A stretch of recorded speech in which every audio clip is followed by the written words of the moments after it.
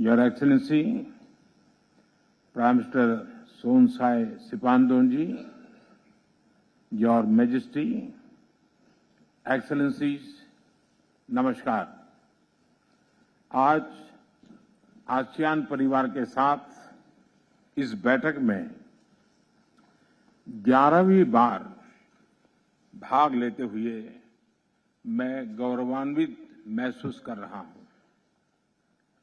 10 वर्ष पहले मैंने भारत की एक्ट ईस्ट पॉलिसी की घोषणा की थी। पिछले एक दशक में इस नीति ने भारत और आसियान देशों के ऐतिहासिक संबंधों को नई ऊर्जा, दिशा और गति दी है। आसियान सेंट्रलिटी को प्रमुखता देते हुए 2019 में हमने Indo Pacific ocean initiative launch किया था।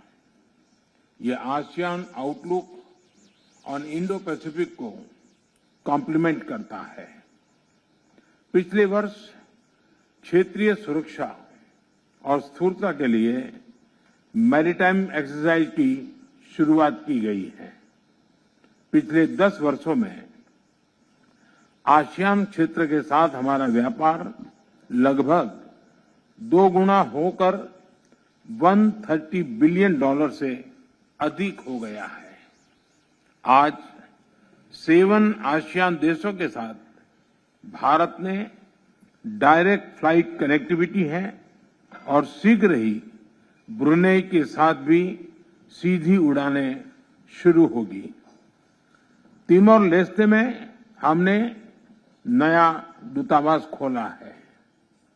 आसियान क्षेत्र में सिंगापुर पहला देश था जिसके साथ हमने फिनटेक कनेक्टिविटी स्थापित की और अब यह सफलता अन्य देशों में भी दोहराई जा रही है। पीपल सेंट्रिक अप्रोच हमारी डेवलपमेंट पार्टनरशिप का आधार है।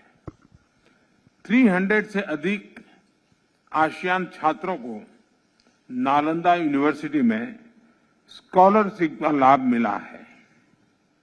नेटवर्क ऑफ यूनिवर्सिटीज लॉन्च किया गया है। लाओ, कंबोडिया, वियतनाम, म्यांमार, इंडोनेशिया में साझी विरासत और धरोहर के संरक्षण के लिए काम किया गया है। कोविड महामारी हो या फिर प्राकृतिक आपदा, मानवीय दायित्व उठाते हुए हमने एक दूसरे को सहायता दी है। विभिन्न क्षेत्रों में सहयोग के लिए science and technology fund, digital fund और ग्रीन फंड स्थापित किए गए हैं। भारत ने इनमें $30 मिलियन से अधिक का योगदान किया है। परिणाम स्वरूप आज हमारा सहयोग अंडर वाटर से लेकर स्पेस तक फैला है।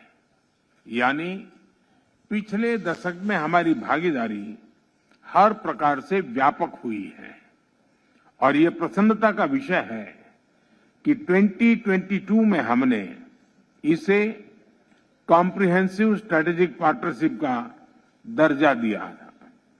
साथियों, हम एक दूसरे के पड़ोसी हैं, ग्लोबल साउथ के साथी सदस्य हैं और विश्व में तेज गति से ग्रो करने वाला क्षेत्र है।